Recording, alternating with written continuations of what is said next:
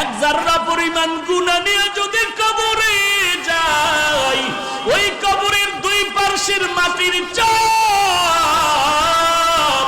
জমিন থেকে 9,30,00,000 মাইল উপরে সূর্য, ওই সূর্যের গরম সহ্য করতে পারো না রে যুবক।